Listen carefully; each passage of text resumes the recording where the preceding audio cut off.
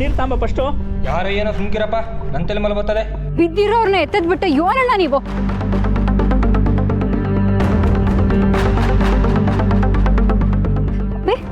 ಎದ್ದೊಳಪ್ಪ ಎದ್ದೊಳು, ತಗೋ ನೀರು ಕುಡಿ.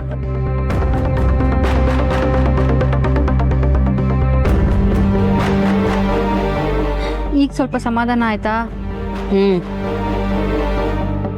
ಬಾ ಎದ್ದೊಳು.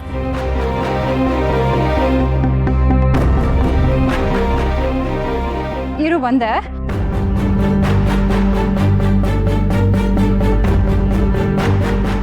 ತಗೊಳಪ್ಪ ತಿನ್ನು. ಯಾಕಪ್ಪ? ತಿನ್ನು, ತಕೋ ತಿನ್ನು. ನಿನ್ನ ನೋಡಿದ್ರೆ ಏನೂ ತಿಂದಿಲ್ಲ ಅಂತ ಗೊತ್ತಾಯ್ತದೆ. ತಕ ತಿನ್ನು. ನಿಂತವ ದುಡ್ಡಿಲ್ಲ ಅಂತ ಯೋಚನೆ ಮಾಡ್ತಿದ್ಯಾ? ನೀನೇನು ದುಡ್ಡು ಕೊಡ್ಬೇಡ, ಈಗ ತಿನ್ನು ಸಾಕು. ಯಾಕೆ? ಮೊದಲು ಕೆಲ್ಸನಾ? ಕೆಲಸ ಕೊಟ್ರೆ ಮಾತ್ರ ತಿಂತೀನಿ. ನಾನಿರೋದು 4 ಅಡಿ ಆದರೂ ಮನಸ್ಸಲ್ಲಿ ಸ್ವಾಭಿಮಾನ ಅನ್ನೋ ಕಟೌಟು 100 ಅಡಿ ಇದೆ. ಎಂಥ ದೊಡ್ಡ ಮೊಬೈಲ್ ತಗೊಂಡ್ರು ಅದಕ್ಕೆ ಕಾಲ್ ಬರಬೇಕು ಅಂದರೆ ಸಣ್ಣ ಸಿಮ್ ಕಾರ್ಡ್ ಬೇಕೇ ಬೇಕು. ಹಾಗೆ ಈ ಚೋಟು ನೋಡೋಕ್ಕೆ ಗಿಡ್ಡಾನೆ, ಆದರೆ ನನ್ನ ತಂದಲ್ಲಿ ದೊಡ್ಡೋನೆ. ಕೆಲ್ಸ ತಾನೇ, ನಾನು ಕೊಡ್ತೀನಿ. ನಿಜನಾ? ಕೆಲಸ ಕೊಡ್ತೀನಿ. ಸರಿ.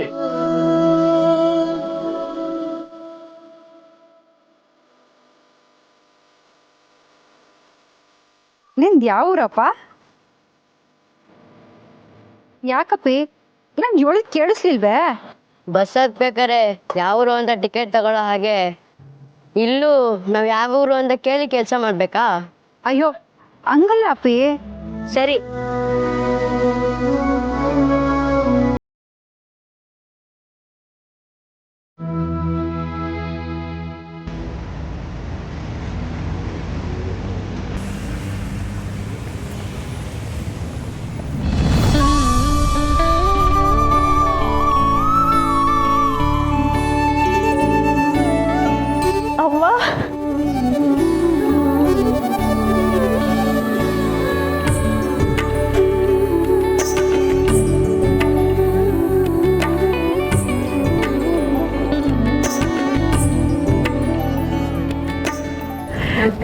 ನಮಸ್ತೆ ಪುಟ್ಟಕ್ಕ.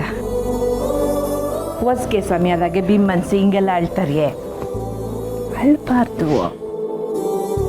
ಅವ್ವ ನೀನು ಬರ್ತೀಯೋ ಇಲ್ವೋ ಅಂತ ನಂಗೆ ತುಂಬ ಭಯ ಆಗಿತ್ತು.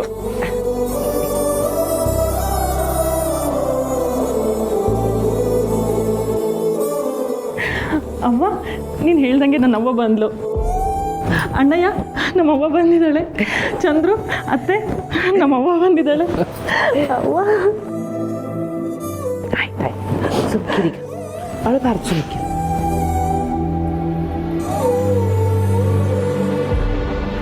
ಯಾಕೆ ನಂಜವ್ವ, ನಾನು ನಿಮ್ಮ ಮನೆಗೆ ಬಂದಿರೋದು ನಿನಗೆ ಚಾನೆ ಖುಷಿ ಆಗಿರ್ಬೇಕಲ್ವೇ?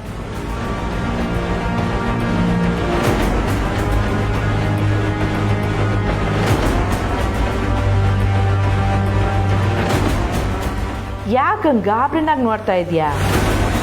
ಈ ಬಂಗಾರಮ್ಮ ನಿನ್ನ ಮನೆ ಕಾಲಿಟ್ಟವಳೆ ಅಂದರೆ ನಿನ್ನ ಪ್ರಕಾರ ನಾನು ಸೋತಂಗೆ ಅಲ್ವೇ?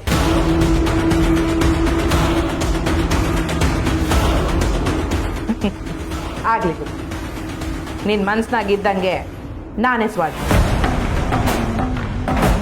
ನನ್ನ ಮಕ್ಳಿಗೋಸ್ಕರ ನಾನು ಸೋತ್ರೂ ಪರವಾಗಿಲ್ಲ. ಈ ಬಂಗಾರಮ್ಮ ತೆಪ್ಪು ಮಾಡೋರ ಮುಂದೆ ದರ್ಪ ತೋರ್ಬೋದು, ಎಲ್ರ ಮುಂದೆ ತಲೆ ಎತ್ತಿ ನಡಿಬೋದು. ಆದರೆ ನನ್ನ ಮಕ್ಕಳು ಇಸಿ ಅಂತ ಬಂದಾಗ ನಾನು ತಲೆ ತಗ್ಸಕ್ಕೆ ಸಿದ್ಧ ಇಲ್ಲ.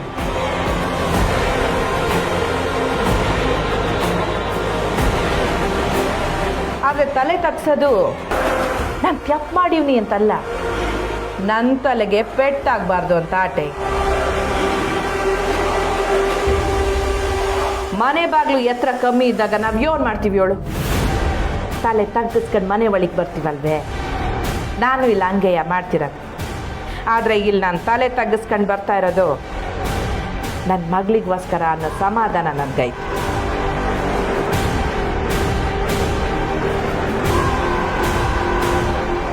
ನಂಜವ್ವ, ಈ ವಿಷಯದಾಗೆ ನೀನೇ ಗೆದ್ದೆ. ಈ ಬಂಗಾರಮ್ಮ ಸ್ವಾತಿ ಮೊದಲನೇ ಕಿತ್ತ ಈ ಬಂಗಾರಮ್ಮ ಈ ನಂಜವ್ವನ ಮುಂದೆ ತಲೆ ತಗ್ಗಿಸ್ತಾವಳೆ, ಆದರೆ ಖುಷಿಯಿಂದ.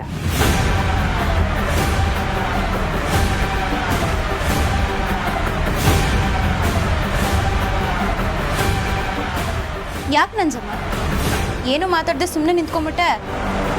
ಯಾಕೆ ನಮ್ಮ ಅತ್ತೆ ಬಂದಿದ್ದು ನಿನ್ ಖುಷಿ ಆಗ್ಲಿಲ್ವಾ? ಬಂಗಾರಮ್ಮ, ಅದು ಯಾಕೆ ಹಂಗೆ ಮಾತಾಡಿಯಾ?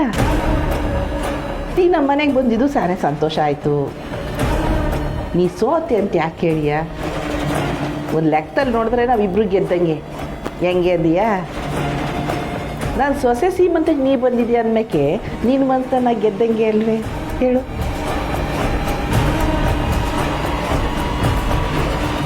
ಅಮ್ಮವ್ರೆ, ತಾಯಿಯಾಗಿ ನಾವು ಹೆಂಗೆ ನಡ್ಕೋಬೇಕು ಅನ್ನೋದನ್ನು ನೀವು ತೋರಿಸ್ಬಿಟ್ರಿ. ನನ್ನ ಪ್ರಕಾರ ನೀವಿಬ್ಬರೂ ಸೋತಿಲ್ಲ. ನೀವಿಬ್ಬರು ತಾಯಂದ್ರಾಗಿ ಮಕ್ಕಳ ಮನಸ್ಸನ್ನ ಗೆದ್ದಿದ್ದೀರಿ.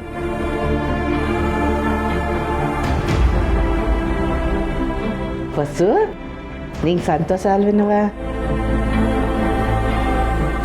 ಓ ಸರಿ ಸರಿ, ಈಗ ಶಾಸ್ತ್ರ ಶುರು ಮಾಡಮೇ? ಆಯಿತು ಪುಟ್ಟಕ್ಕ. ಪಲ್ಲವಿ, ದೀಪ ಹಚ್ಚವ್ವ.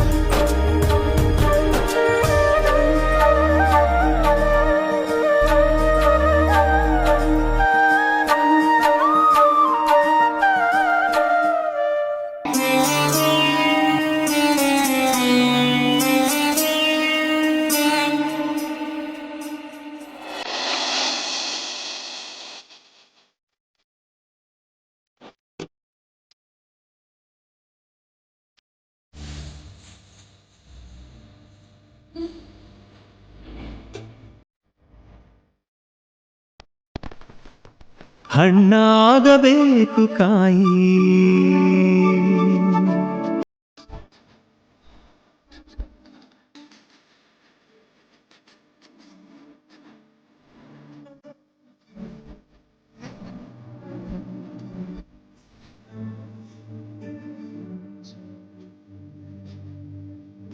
ಹಣ್ಣಾಗಬೇಕು ಕಾಯಿ, ಹೆಣ್ಣಾಗಬೇಕು ತಾಯಿ.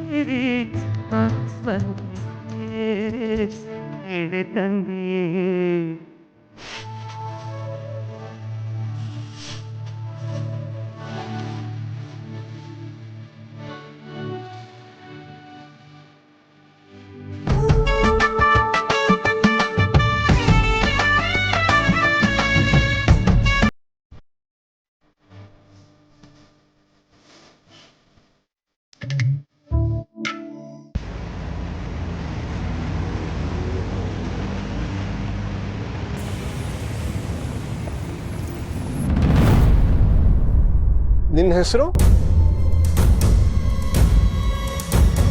ನನ್ನ ಹೆಸರು ಸಾಧನ. ಊರಿನ ಪಾಲ್ಗೆ ಮನೆಯವ್ರ ಪಾಲ್ಗೆ ಈ ಸಹನ ಸತ್ತಾಗೈತೆ. ಇನ್ನು ಹೆಸರು ಯಾಕೆ? ಈ ಸಾಧನ ಅನ್ನೋ ಹೊಸ ಹುಟ್ಟನೆ ಅಸ್ತಿತ್ವ ಯಾಕೆ ಮಾಡ್ಕೋಬಾರ್ದು? ನಿನ್ನ ಹೆಸರು ಸಹನಾ ಅಲ್ವಾ? ಸಾಧನ. ಸಾಧನ, ಒಳ್ಳೆ ಹೆಸರಮ್ಮ, ಸಾಧನ. ನೋಡಮ್ಮ, ನಿನ್ನ ಡೀಟೇಲ್ಸ್ ಎಲ್ಲ ಫಿಲಪ್ ಮಾಡಿದ್ದೀನಿ. ಇದು ಆಮೇಲೆ ನಿನಗೆ ಬರುತ್ತೆ. ಓಕೆ? ಸರಿ ಸಾಹೇಬ್ರೆ. ತಿನ್ನಕ್ಕೆ ಏನು ತಕತ್ತೀರಾ? ಇಡ್ಲಿ ಕೊಡಮ್ಮ. ಅಲ್ಲಮ್ಮ, ನನಗೆ ನಿನ್ನ ತಂದೆಯಷ್ಟು ವಯಸ್ಸಾಗಿಲ್ವಾ? ಏನಂದ್ರಿ? ನನ್ನನ್ನು ಸಾಹೇಬ್ರೆ ಅಂತ ಯಾಕೆ ಕರಿತೀಯಮ್ಮ? ನನ್ನ ಮಗಳು ಗೌರಿ ನಿನ್ನವಾರ್ಗೆ ಹೇಳೆ.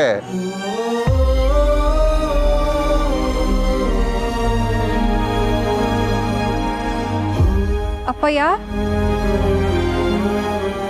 ನನ್ನ ಮಗಳು ಗೌರಿ ಕರೆದಷ್ಟೇ ಆಯ್ತಮ್ಮ.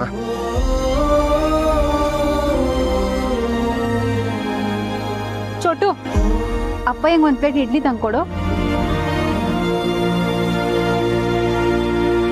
Danger party. ಯಾರನ್ನ ನೋಡಕಂತಿದ್ಯಾ? ಇನ್ಯಾರನ್ನ?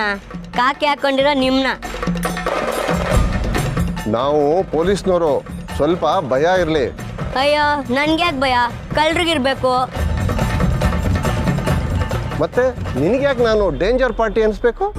ಯಾಕಂದ್ರೆ ಕಳ್ಳರು ನಿಮ್ಮ ಕೈಗೆ ಸುಲಭವಾಗಿ ಸಿಗಲ್ಲ ಅಂತ ನಮ್ಮಂತ ಅಮಾಯಕರ ಮೇಲೆ ತಾನೆ ನೀವು ವಸೂಲಿ ಮಾಡೋದು. ನಿಮ್ಮ ವ್ಯವಹಾರ ರೋಡಿಗಳ ಜೊತೆ ಬರೀ ಮಾತಲ್ಲಿರುತ್ತೆ, ಅದೇ ನಮ್ಮಂತವ್ರ ಮೇಲೆ ವಸೂಲಿಲಿರುತ್ತೆ. ಏ ಚೋಟು, ಪೊಲೀಸವ್ರ ಬಗ್ಗೆ ಅಷ್ಟೊಂದು ಹಗುರವಾಗಿ ಮಾತಾಡಬಾರ್ದು. ನಮಗೋಸ್ಕರ ಅವ್ರ ಪ್ರಾಣನ ಪಣಕ್ಕಿಟ್ಟು ಕರ್ತವ್ಯನ್ ಮಾಡ್ತಾರೆ. ಇರ್ಲಿ ಬಿಡಮ್ಮ ಸಾಧನ, ಚಿಕ್ಕ ಹುಡುಗ, ಗೊತ್ತಾಗಲ್ಲ. ನೋಡ್ಬರಿ, ಎಲ್ಲರೂ ಹಾಗೇ ಇರಲ್ಲ. ಕೆಲವ್ರು ಮಾಡೋ ದುಷ್ಟತನದಿಂದ ಎಲ್ಲರಿಗೂ ಅದೇ ಹಣೆ ಪಟ್ಟಿ ಕಟ್ತಾರೆ. ಕಾಕಿ ಅಂದ್ರೆ ಸುರಕ್ಷತೆ ಮತ್ತು ಸೌಹಾರ್ದಕ್ಕೆ ಹೆಸರುವಾಸಿ ಕಣಪ್ಪ. ಹೋಗ್ತಾ ಹೋಗ್ತಾ ನಿನಗೆ ಗೊತ್ತಾಗುತ್ತೆ. ಈಗ ನಂಗೆ ತುಂಬಾ ಹೊಟ್ಟೆ ಹಶ್ವಾಗ್ತೀರಪ್ಪ, ನಂಗೆ ಇಡ್ಲಿ ತಿನ್ನಕ್ ಬಿಡು. ತಿಂದಿರಕ್ಕೆ ದುಡ್ಡು ಕೊಡ್ತೀನಪ್ಪ. ಹಾಗಾದ್ರೆ ಸಾಹೇಬ್ರಿಗೆ ಇನ್ನೊಂದು ಬಿಸಿ ಬಿಸಿ ವಡೆ.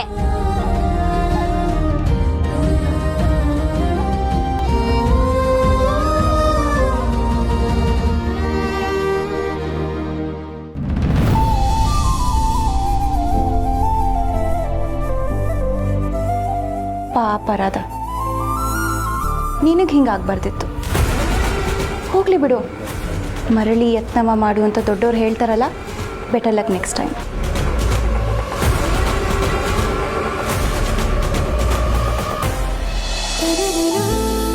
ಸೀಮಂತ ಕಾರ್ಯಕ್ರಮ ಯಶಸ್ವಿಯಾಗಿ ನಡೆಸ್ಕೊಟ್ಟಿದ್ದಕ್ಕೆ ಎಲ್ರಿಗೂ ಧನ್ಯವಾದಗಳು ಹೇಳ್ತಾ ಮುಂದಿನ ಕಾರ್ಯಕ್ರಮಕ್ಕೆ ಹೋಗೋಣ. ಇಲ್ಲಿಗೆ ಬಂದಿರೋರಲ್ಲಿ ಕಳಕಳಿಯ ವಿನಂತಿ ಏನು ಅಂತ ಅಂದ್ರೆ, ಈ ಬೋರ್ಡ್ನಾಗೆ ಗಂಡು ಹೆಣ್ಣು ಅಂತ ಬರ್ದಿವಿ. ಇಲ್ಲಿರೋ ಹಿರಿಯೋರು ಬಂದು ನಮ್ಮ ಅತ್ತಿಗೆಗೆ ಯಾವ ಮಗು ಆಗ್ಬೇಕು ಅಂತ ನಿರ್ಧಾರ ಮಾಡ್ಬೇಕು.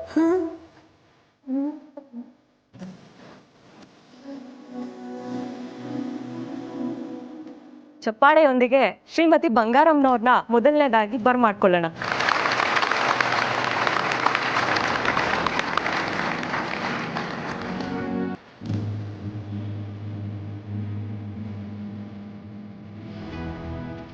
ನನಗೆ ಗಂಡಾದ್ರೂ ಸರಿಯೇ, ಹೆಣ್ಣಾದ್ರೂ ಸರಿ, ಒಟ್ನಾಗೆ ಮಗು ಆರೋಗ್ಯವಾಗಿರ್ಬೇಕಾಗ್ತೇ. ಬಂಗಾರಮ್ಮನವರು ಗಂಡ್ಮಗು ಆದ್ರೂ ಸರಿನೇ, ಹೆಣ್ಮಗು ಆದ್ರೂ ಸರಿನೇ ಅಂತ ಆಸೆ ಪಡ್ತವ್ರೆ. ಏ ಮೂದೇವಿ, ಬಂಗಾರಮ್ಮನವರು ಮಗುನ್ ಬಯಸ್ತಿಲ್ಲ ಕಣೆ, ಮೊಮ್ಮಗನ್ ಬಯಸ್ತಿರೋದು. ಅವ್ವ, ಈಗ ನೀನ್ ಬಾ. ಈಗ ನಂಜಮ್ಮವ್ರಿಗೂ ನೀ ಚಪ್ಪಾಳೆನ ತಗ್ಬೋದು. ವಂಶೋಧರಕ್ಕ ನಂಜಮ್ಮನವರು ಗಂಡು ಮೊಮ್ಮಗು ಬೇಕು ಅಂತಾನೆ ಆಸೆ ಪಡ್ತಾ ಇದ್ದಾರೆ. ಈಗ ಮುಂದಿನ ಅತಿಥಿಗಳು ನಮ್ಮ ಅತ್ತಿಗೆ ಅವರ ಅಣ್ಣಯ್ಯ ಕಂಟಿ. ನಿಮಗೆ ಸೊಸೆ ಬೇಕು ಅಂತ ಆಸೆ ಪಡ್ತಾ ಇದ್ದೀರಾ.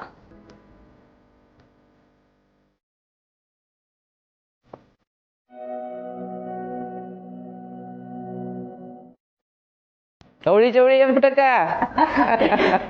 ಹೆಣ್ಣಾಗ್ಲಿ ಗಂಡಾಗ್ಲಿ ಮಕ್ಕಳು ಮಕ್ಕಳೇ ಅಲ್ವೇ, ಮಕ್ಕಳು ದೇವ್ರಿದ್ದಂಗೆ.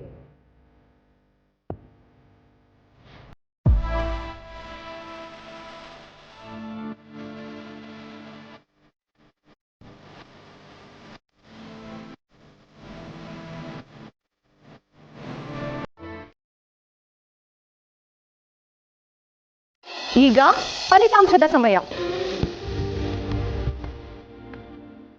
ಅತಿ ಹೆಚ್ಚಿನ ಮತ ಹೆಣ್ಮಗುಗೆ ಬಂದಿದೆ.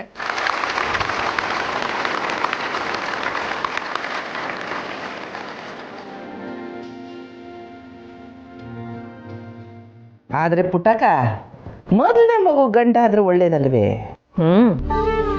ಮೊದಲನೇ ಮಗ ಗಂಡು ಹುಟ್ಟಿದ್ರೆ ತಂದೆಗೆ ದುಡಿಯೋ ಚೈತನ್ಯ ಕಡಿಮೆ ಆಗ್ಬಿಟ್ಟಾಗ ಮಗ ಅದವನು ಇಡೀ ಕುಟುಂಬದ ಜವಾಬ್ದಾರಿ ನಿಭಾಯಿಸ್ತಾನೆ ಅಂತ ಗಂಡು ಮಗನ ಬಯಸ್ತಾರೆ. ಆದರೆ ನಿನ್ನಿಸ್ಯ ಬ್ಯಾರೇನೆ ಅಲ್ವಾ ಪುಟ್ಟಕ್ಕ? ಒಬ್ಳು ಹೆಣ್ಣು ಮನಸ್ಸು ಮಾಡಿದ್ರೆ ಕುಟುಂಬನ ಮುನ್ನಡೆಸ್ಕೊಂಡು ಹೋಗೋ ಇಸಿಯದಾಗೆ ಗಂಡು ಮಕ್ಳಿಗಿಂತ ಬೇಸ್ ಅನ್ನಿಸ್ಕೊಳ್ಬೋದು ಅನ್ನೋದಕ್ಕೆ ನೀನೇ ಅಲ್ವೇ ಉದಾಹರಣೆ. ಅಮ್ಮೋರೆ, ನಾನು ಒಬ್ಬಳೇ ಅಲ್ಲ, ನನ್ನಂಗೆ ಎಲ್ಲ ಹೆಣ್ಮಕ್ಳು ಹುಟ್ಟುವಾಗಲೇ ಆತ್ಮವಿಶ್ವಾಸ ಅನ್ನೋ ಶಕ್ತಿನ ಗಂಟು ಹಾಕೊಂಡೇ ಹುಟ್ಟುಬಿಟ್ಟಿರ್ತಾರೆ. ನಿಜ ಅವ, ಬೆಳಿತಿರೋ ಹೆಣ್ಮಕ್ಳಲ್ಲಾಗೋ ದೈಹಿಕ ಮತ್ತು ಮಾನಸಿಕ ಬದಲಾವಣೆಗಳು, ಅದ್ರ ಜೊತೆ ಹುಟ್ಟಿರೋ ಮನೆ ಮತ್ತು ಗಂಡನ ಮನೆ ಎರಡೂ ಚೆನ್ನಾಗಿ ನಡ್ಸ್ಕೊಂಡು ಹೋಗಬೇಕು ಅನ್ನೋ ಕನಸನ್ನ ನನಸು ಮಾಡೋ ಒದ್ದಾಟ. ಇಂಥ ಸಂದರ್ಭ ಗಂಡು ಮಕ್ಳಿಗೇನಾದರೂ ಬಂದರೆ ಅವ್ರು ಒಂದು ದಿನ ಅಲ್ಲ, ಒಂದು ಕ್ಷಣನೂ ಬಹುಶಃ ಸಹಿಸ್ಕೊಳ್ಳಲ್ಲ ಅನ್ಸುತ್ತೆ. ಹೌದು ಸ್ನೇಹ, ಕೆಲವರು ಬದುಕಬೇಕಂತ ಬದುಕ್ತಾರೆ, ಆದರೆ ಕೆಲವು ಹೆಣ್ಮಕ್ಳು ಸಾಧಿಸ್ಬೇಕು ಅಂತ ಬದುಕ್ತಾರೆ. ಆ ಲಿಸ್ಟಲ್ಲಿ ನಮ್ಮ ಪುಟ್ಟಕ್ಕನೇ ಮೊದಲು.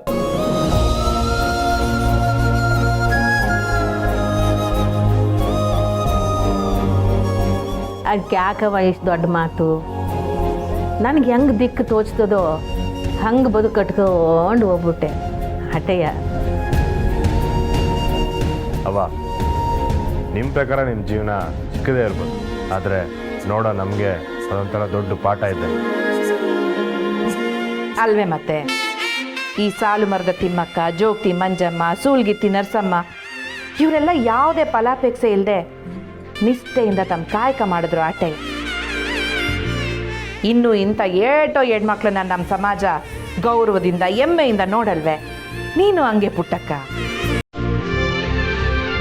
ಹೌದತ್ತೆ, ಹೆಣ್ಮಕ್ಳು ಹುಟ್ಟಿರೋದೇ ಅಪರಾಧ ಅಂತ ಅಂದ್ಕೊಳ್ಳೋರ್ಗೆ ನಿಮ್ಮಂಥವ್ರ ಕತೆ ಆದರೂ ಗೊತ್ತಾದರೆ ಭ್ರೂಣ ಹತ್ಯೆ ನಿಲ್ಲತ್ತೆ.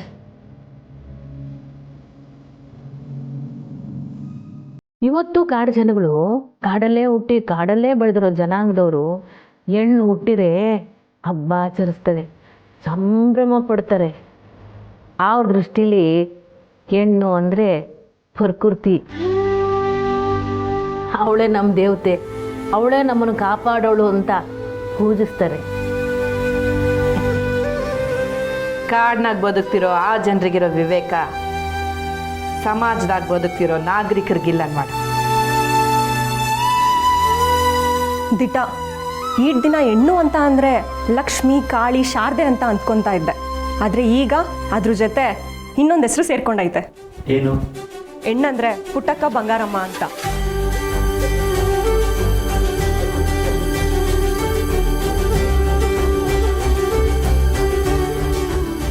ನಿಮ್ಮಿಬ್ರು ಮಾತು ಕೇಳ್ತಿದ್ರೆ, ನಿಮ್ಮಿಬ್ರು ಸ್ನೇಹ ನೋಡ್ತಿದ್ರೆ ನನಗೂ ನಿಮ್ಮಂಗೆ ಬದುಕಬೇಕು ಅಂತ ಆಸೆ ಆಗ್ತೈತೆ. ಸರಿ, ಈಗ ಈ ಕಾರ್ಯಕ್ರಮದ ಕೊನೆಯ ಘಟ್ಟ. ನಮ್ಮ ವಸು ಅತ್ಗೆ ಅಣ್ಣಯ್ಯ ಯಾವ ಮಗು ಬೇಕು ಅಂತ ಹೇಳ್ಬೇಕು.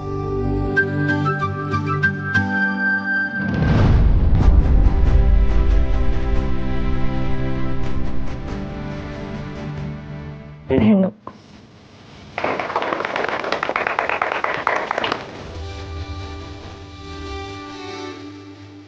ಹಾಗೆ ನನ್ನ ಮಗು ಹೆಸರು ಫಿಕ್ಸ್ ಮಾಡಾಯ್ತು. ವಾ, ಏನ್ ತಂಗಿವಾ ಈ ಮದ್ದ ಜೊತೆಗೆ ನಾಮಕರಣನೂ ಆಗೈತೆ?